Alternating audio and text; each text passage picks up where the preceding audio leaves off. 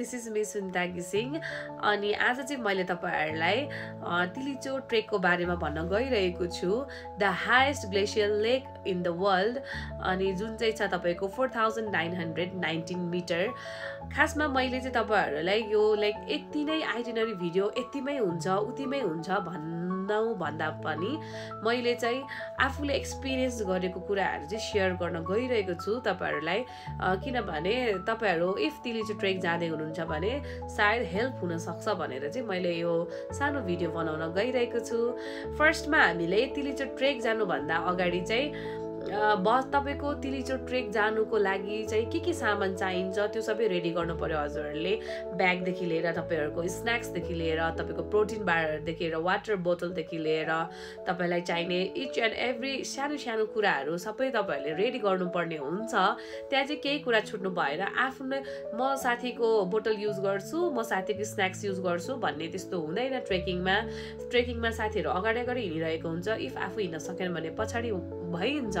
त्यही भएर सबै आफूले चाहिने सामानहरु आफ्नो लागि आफैले रेडी गर्नुपर्ने हुन्छ। अब यो कुरा त भइ नै हाल्यो। अब हामी ट्रेकिङ जानको लागि गाडी कहाँबाट चढ्ने त?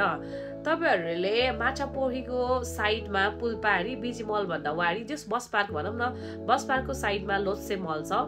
लोत्से मलको तलपट्टि चाहिँ तपाईहरुको माइक्रो स्टेसन छ। तपाईहरु त्यो माइक्रो स्टेसनमा चाहिँ अलिक चाँडै नै पुग्नु पर्ने हुन्छ। माइक्रोहरु चाहिँ हजुरहरुको बिहानको 6 बजे नै त्यहाँबाट हिँड्ने भएको हुनाले हामीले चाहिँ त्यो भन्दा अगाडि नै हामी त्यहाँ चाहिँ पुग्नु पर्ने हुन्छ। 6 बजे ठ्याक्कै माइक्रोहरु हिँड्छ हाइएस्टहरु।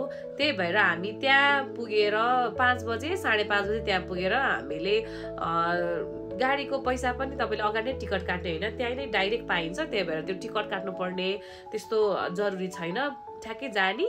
अनि त्यसपछि पैसा हुन्छ नि, भाडा चाहिँ पर्छ तपाईको पर पर्सन 650 त्यहाँदेखि बेसी शहरसम्म। अनि त्यही भएर उनीहरुले पैसा लिन्छ अनि उनीहरुले त्यो टिकट काटेको जस्तो गरिदिन्छ एउटा। अनि हामी त्यहाँबाट बेसी शहर जान्छौं। तपाईको बिहान 6 बजे बेसी शहरको गाडी हिँडिसकेपछि हामी त्यहाँ चाहिँ 12:30 बजेतिर ढिलो भयो भने 1 बजेतिर पुग्छौं। अनि हामी त्यहाँ बेसी शहर पुगिसकेपछि चाहिँ खाङसारको लागि गाडी चढ्नु पर्ने हुन्छ। अनि इफ तपाईहरुले कोही पहिला नै चिनिसकेको छ भने त्यहाँ फोन गरेर गाडी एकछिन कुर्नु न हामी आउँदैछु भन्यो भने नै कुर्दिन्छ। नत्र हामी जाने सिजनमा वैशाखमा हामी गएका थियौं, गाडीहरु टन्नै थियो, लाइन लागेर बसेको, जस गाडी इजिली भेटिन्छ। त्यसपछि बेसी शहरदेखि खाङसारसम्मको हाम्रो यात्रा सुरु हुन्छ। अनि खाङसारसम्म जाने क्रममा बेसी शहरबाट बीच बाटोमा हाम्रो बुङ झरना भन्ने ठाउँमा हामीलाई खाजा खान रोक्छ। त्यो बुङ झरना चाहिँ हजुरहरुले देखिरहनु भकै होला। झरनाहरु एकदमै मज्जाको भाइरल भएको भिडियोहरु टिकटकतिर देख्नु भएको होला। त्यहाँ झार्छ अनि त्यसपछि हामीले त्यहाँ खाजा खाएर फेरि पनि हाम्रो यात्रा सुरु भएर हामी खाङसारसम्म पुग्छौं। डे 1 मा काठमाडौँदेखि खाङसार। बेसी शहरदेखि खाङसारसम्म जानको लागि चाहिँ हामीले पर पर्सन 3000 तिर्यौं। त्यहाँको रेगुलर भाडा नै 3000 हो भन्दै हुनुहुन्थ्यो। त्यही भएर हामीले चाहिँ त्यहाँबाट 3000 तिर्यौं पर पर्सन। अब हामी पुग्यौं डे 2 मा। डे 2 मा चाहिँ हामी खाङसारबाट तिलिचो बेस क्याम्पसम्म जानुपर्ने हुन्छ। खाङसारमा हामीले बिहान उठेर ब्रेकफास्ट गरेर त्यहाँबाट 7:30 बजेतिर अथवा 8 बजेतिर उकालो चढ्न थाल्यौं भने अब हामी चाहिँ त्यही 6 घण्टा भित्र चाहिँ पुगिसकेका थियौं बेस क्याम्पमा। सायद चाँडै हिँड्न सक्नु भयो भने त्यो भन्दा चाँडै पनि पुग्न सक्नुहुन्छ। हामी चाहिँ बिस्तारै भिडियोहरु खिच्दै गएको भएर हामी चाहिँ 6 घण्टामा पुग्यौं। अनि बीच बाटोमा खाङसारबाट उकालो चढिसकेपछि तपाईहरुले बीच बाटोमा कहीँ पनि होटल भेट्नुहुन्न। हामीले सायद होटलहरु कहीँ पनि देख्दा पनि देखेनौं। सिर्फ एक ठाउँमा श्रीखर्क भन्ने ठाउँमा मात्र थियो होटलहरु। त्यही भएर तपाईहरुले चाहिँ श्रीखर्क भन्ने ठाउँमै खाना खाएर हिँड्नु होला। फेरि खाना नखाइकन हिँड्नु भयो भने तपाईहरुलाई फेरि गाह्रो हुन्छ, एनर्जी लस्ट भएको भएर, एनर्जी नभएर, इम्युनिटी नभएर। त्यही भएर तपाईहरुले चाहिँ श्रीखर्कमै खाना खाएर हिँड्नु होला। अब डे 2 मा चाहिँ तपाईहरुले त्यहाँबाट हिँडिसकेपछि चाहिँ बेस क्याम्पमा पुग्न सक्नुहुनेछ। 6 घण्टा भित्र अथवा त्यो भन्दा चाँडै हिँड्न सक्नुहुन्छ भने त्यो भन्दा अगाडि नै पनि पुग्न सक्नुहुन्छ। अब डे 3 मा चाहिँ तिलिचो बेस क्याम्पबाट तिलिचो लेक जानको लागि चाहिँ हामीलाई चाहिँ 6 देखि 7 घण्टा लाग्यो। अब चाँडै नै हिँड्न सक्ने मान्छेहरुलाई चाहिँ 3.5 घण्टा 4 घण्टा पनि लाग्छ भन्ने चाहिँ सुनेका थियौ। हामी चाहिँ त्यही 7 बजेतिर हिँडेको थियो, त्यही 12:30 बजेतिर पुगेको थियो। जस्ट 5-6 घण्टा लाग्यो हामीलाई चाहिँ। अनि तपाईलाई त्यहाँबाट हिँड्नु पर्दाखेरि चाहिँ एकदमै उकालो बाटोहरू छ। अब फेरि एकदमै भारी बोकेर एकदमै ब्यागहरू बोकेर हिँड्नु पर्ने भन्ने चाहिँ हुँदैन। खाङसारबाट हामी बेस क्याम्पमा हिँडेको जस्तो तल बेस क्याम्पमा हामीले झोलाहरू छोडेर झोलाहरू त्यही आफू जुन होटलमा बसेको छ त्यहाँ राखेर त्यहाँबाट हामी माथि तिलिचो लेकमा जाने। अनि हामी चाहिँ 7 बजे हिँडेको त्यही 12:30 बजेतिर पुग्यौँ। अनि त्यहाँ पनि अब बीच बाटोमा चाहिँ के हुन्छ भने तपाईहरूले यो टोयलेट भन्ने चाहिँ 22 घुम्तीनिर मात्र छ कि एउटा, त्यही पनि यस्तो फोर कि त्यो अब के भन्नु एकदमै फोर नै। त्यही भएर तपाईँहरूले चाहिँ एकदमै प्रिपेयर भएर जानु है। फर्स्टमै तिलिचोको बेस क्याम्पमा नै तपाईँहरू एकदमै रेडी भएर जानुपर्ने हुन्छ। अनि यो 22 घुम्तीमा चाहिँ एकदमै हिँड्न नसक्ने भनेर त्यहाँ घोडाहरू पनि राखेको हुँदो रहेछ। अब घोडाहरू पनि फेरि पैसा पनि हेरी भन्दो रहेछ। अब नेपालीहरूलाई चाहिँ 3000 हुन्छ है, हामी घोडा चढेको चाहिँ 3000 लियो। हामीलाई चाहिँ अब त्योभन्दा बढी भन्नुभयो भने चाहिँ तपाईँहरू नचढ्नु होला, किनभने धेरै नै महँगो भन्छ उनीहरूले, 10-12 हजार कति भन्छ, 3000 लिँदो रहेछ। त्यही भएर इफ तपाईँहरूलाई 22 घुम्तीमा घोडा चढ्न मन छ भने चाहिँ 3000 तिरेर चढ्नु होला, एक्सपिरियन्स पनि हुन्छ आफूलाई। त्यसपछि चाहिँ हामी पुग्यौँ डे 3 मा चाहिँ तिलिचो लेक। अनि तिलिचो लेकमा पुगिसकेर अब यसो मजाले आधी घन्टा जति बस्ने, फोटोसोटो खिच्ने। अनि त्यहाँ चाहिँ इम्पोर्टेन्ट कुरा भनेको त्यहाँ चाहिँ टी हाउस पनि छ एउटा। हामी जाने सिजनमा हिउँहरू खासै थिएन, त्यही भएर टी हाउस खुल्ला थियो।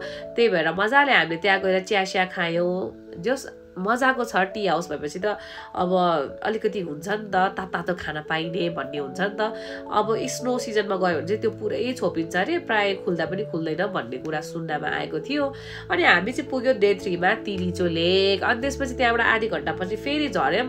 अनि तल हामी चाहिँ बेस क्याम्पमै बस्यौँ। त्यो दिन चाहिँ डे 3 मा हामी बेस क्याम्प नै बस्यौँ। अनि डे 4 मा चाहिँ हामी बेस क्याम्पबाट बिहान 5 बजे ब्रेकफास्ट गरेर सिधै खाङसारमा झऱ्यौँ। हामीलाई बेस क्याम्पबाट खाङसार झर्नको लागि चाहिँ त्यही 3.5 घन्टा लाग्यो, 3.5 घन्टा। अनि हामी चाहिँ जो चाँडै नै तल झरिसकेका थियौँ, त्यही भएर अनि त्यहाँ खानासाना खाएर त्यहाँको दाइहरूले हामीलाई गाडी पनि कन्ट्याक्ट गरिदिनु भयो। हामीलाई चाहिँ एकदमै मिलेको क्या सबै। अब गाडी साडी पनि हामीले पाइहाल्यौँ ठ्याक्कै। अनि गाडी चढिसकेपछि चाहिँ हामी सिधै खाङसारबाट बेसी सहर जाने हो। बेसी सहर जाने बिचमा चाहिँ फेरि ग्रिन लेकहरू, ब्लू लेकहरू भन्ने पनि रहेछ। अनि ग्रिन लेकमा चाहिँ हामीले गाडीको ड्राइभरलाई रिक्वेस्ट गर्यौँ भने उनीहरूले आधी घन्टा 1 घन्टा रोकिदिने रहेछ। अनि त्यहाँ गएर फोटोसोटो खिचेर भिडियो खिचेर आउने। अनि त्यसपछि हामी सिधै बेसी सहर आयौँ। बेसी सहरमा चाहिँ फेरि बेसी सहरबाट चाहिँ रातको 7 बजेतिर चाहिँ नाइट गाडी छुट्ने रहेछ काठमाडौँको लागि। हामीले चाहिँ डे 4 मा चाहिँ माथि बेस क्याम्पबाट खाङसार हुँदै बेसी सहर हुँदै 7 बजे हामीले नाइट गाडी पक्रेर भोलिपल्ट डे 5 मा हामी चाहिँ काठमाडौँ आइपुग्यौँ। अनि यो सबै ट्रेक चाहिँ मात्र 15,000 मा कम्प्लिट गरेको हो। हामी 2 जना गएको थियो, 2 जनाको लागि ठ्याक्कै 15,000 मा चाहिँ कम्प्लिट भयो। अनि मैले चाहिँ बिचमा एउटा कुरा चाहिँ भन्न बिर्सेछु। हामी बेसी सहरबाट खाङसार जाने क्रममा चाहिँ बिचमा मनाङ भ्याली पनि पर्छ, जुनमा चाहिँ हामी नबसिकन सिधै खाङसार गएका थियौँ नि त। इफ तपाईहरूलाई चाहिँ फर्किनु हुँदाखेरि खाङसार नबसिकन तल मनाङमा आएर बसेर मनाङको बारेमा एक्सप्लोर गर्न मन छ भने चाहिँ 6 डेजमा कम्प्लिट हुने रहेछ। मनाङमा आएर तपाईँहरू मनाङको बारेमा एक्सप्लोर गर्न चाहनुहुन्छ भने चाहिँ आई गेस हामीले 5 डेजमा 15K मा पुग्यो भने त्यहाँ चाहिँ तपाईँहरूलाई 18K 19K मा चाहिँ पुग्ने रहेछ। आशा छ तपाईहरूलाई तिलिचो ट्रेक जानको लागि मेरो यो भिडियोले मद्दत पुग्नेछ भन्दै म चाहिँ यो भिडियो यहीँ एन्ड गर्न चाहन्छु। धन्यवाद।